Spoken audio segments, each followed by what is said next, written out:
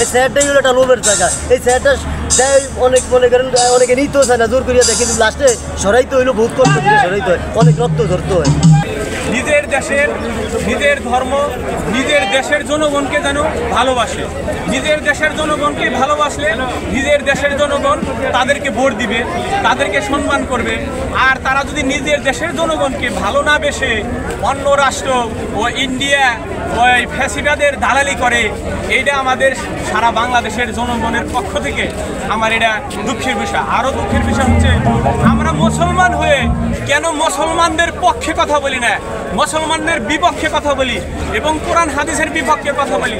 যেই লোকটাই বাংলাদেশে কোরআন হাদিসের বিপক্ষে কথা বলে তাকে এই বাংলাদেশে স্বৈরাচারী সরকার নোবেল দেওয়া হয়, তাদেরকে কবি হিসাবে আখ্যায় দেওয়া হয়। আর যে কোরআন হাদিসের পক্ষে কথা বলে তাকে জঙ্গি বানিয়ে এবং দেশদ্রোহ মামলা দিয়ে তাকে মেরে ফেলা হয়। সবচেয়ে এটা বড় দুঃখ, সারা বাংলাদেশের জনগণ সারা বিশ্বের মুসলমান জানি বুঝে আমরা মুসলমান হয়ে মুসলমানদের যেন পক্ষে থাকি। আল্লাহ তাআলা আমাদেরকে বলেছে তোমরা মুসলমান পরস্পরের এই সাথে সম্পর্ক হয়ে থাকো। এটা আমাদের সবচেয়ে বড় হতাশার বিষয়। এবং জুলাই যোদ্ধা, আহত যোদ্ধা, তাদের পরিপূর্ণভাবে এখন পর্যন্ত পুনর্বাসন করা হয়নি। এখনও অনেক জায়গায়, এখনও অনেক হাসপাতালে আমাদের জুলাই আহত যারা আছে তারা চিকিৎসা পরিপূর্ণভাবে পাচ্ছে না, এমন অভিযোগ আমরা পাচ্ছি। এটা আমাদের অত্যন্ত দুঃখের বিষয়। এবং আমাদের প্রত্যাশা ছিল যে 1 বছরের ন্যূনতম যে সংস্কারগুলো এগুলো দৃশ্যমান হওয়া, কিন্তু না বিচার আমরা দৃশ্যমান এখন পর্যন্ত। যে কোনো দাবি আদায় করার জন্য রাস্তায় নামতে হয়, যে কোনো রাস্তায় নেমে জনমানুষের দুর্ভোগ হয়, তখন আমাদের উপদেষ্টাদের কানে সে আওয়াজটা পৌঁছায়। এটা মূলত ওই বৈষম্যহীন বাংলাদেশের, নতুন বাংলাদেশে যেটাকে সেকেন্ড রিপাবলিক বলা হয়, সেখানে আমরা কখনোই কামনা করি। আমরা চাই যাতে করে আমাদের এই সমাজটা সুন্দরভাবে বিনির্মাণ হোক এবং আগামীতে রাষ্ট্র ক্ষমতায় যারাই আসবে তারা যেন দেশের মানুষের জন্য কাজ করে। তারা যদি পুনরায় আবার সেই আগের মানদাতা যুগের আমলের সেই শাসন ব্যবস্থাকে ফিরিয়ে আনতে চায়, তাহলে এদেশের মানুষ আর কখনোই, এই জুলাই এদেশের মানুষের মন থেকে ডর ভয় সব নিয়ে গেছে, আর কখনোই এদেশের মানুষ কোনো অন্যায়ের কাছে মাথা নত করবে না। নতুন যারা যেই দল রাষ্ট্র ক্ষমতায় আসবে তাদের উদ্দেশ্যে বা তাদের কাছ থেকে কেমন পরিবর্তন চান? তাদের কাছ থেকে আমরা পরিবর্তন চাই, বিশেষ করে স্বাস্থ্য, চিকিৎসা এবং আমাদের যে সমাজ ব্যবস্থা কাঠামো আছে, এই কাঠামোগত গুণগত পরিবর্তন চাই।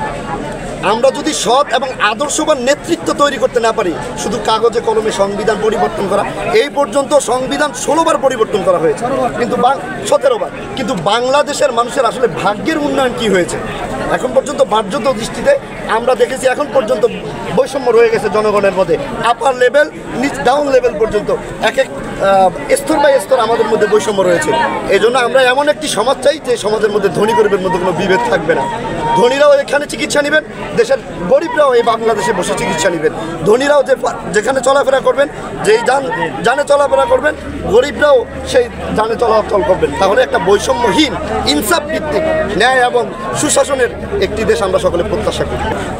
এখানে হচ্ছে যারা জুলাইতে যারা আন্দোলন করেছে, যারা আহত হয়েছে তাদের পুনর্বাসন, যারা শহীদ পরিবার তাদেরকে হচ্ছে স্বীকৃতি দেওয়া এবং এখানের মধ্যে যাতে কোনো বৈষম্য না থাকে বাংলাদেশের মধ্যে আমরা এই বিষয়গুলো আমরা বলো কাতারে আবার যে আসবো সেই বলবো, আবার আরেকজন বলবো, আবার একটা বলবো উৎপাদ। এই সরকার ভালো না, এই সরকার খারাপ, আরেকটা সরকার আসুক, দেখবেন আমরা ভালো হবো। কিন্তু আসলে সেই সরকারও ভালো কীভাবে আশা করি? আগের হাল যেমনি যায়, পিছনের হালে এইভাবেই যাই। আমি মনে করি এই দেশের মানুষ যদি মনে করেন ভালো হইতে হয়, আগে আমি নিজে ঠিক, তারপরে অন্যকে ঠিক করবো। আমি নিজে না ঠিক থাইকা আমি সবসময় অন্যের ঠিকের আশা করি। এই জন্য আমরা লব্ধ হয়ে যাই, সবার কথায় আমরা কান দিই। আরে না, তা না দিয়ে আমরা আগে কী করতে হবে? আমি আগে নিজে ঠিক করতে হবে। আগে মান পরে হুশ, তাকে বলে মানুষ। কিন্তু আমার আগে মান টুকাই, আগে হুশই পরে। তাকে মান টুকাই তো বলছে যে আমার মান সম্মান কীভাবে বাঁচবো, আমি কীভাবে চললাম, এই খারাপ কাজটা করলে আমার এটাতে মানুষে খারাপ বলবো, আমি খারাপ হবো। এটা না করি, এটা এই খারাপ কাজটা আমি বঞ্চিত করিয়া আমি ভালো মতো একজনে খারাপ করতেছি, ভাই এভাবে করো না, এভাবে করো। কিন্তু আমি মনে করি এই দেশের সরকার আজকে যে ঘোষণা আমাদের জনগণের মুভমেন্ট ভালোভাবে একটা আমাদের কিছু আশা করা যায়। কিন্তু আমি এমন আছে পুরো কাঠামোগতিক কাজ চলতে পারে, এগুলো বোঝা যায় না কারো কাছে।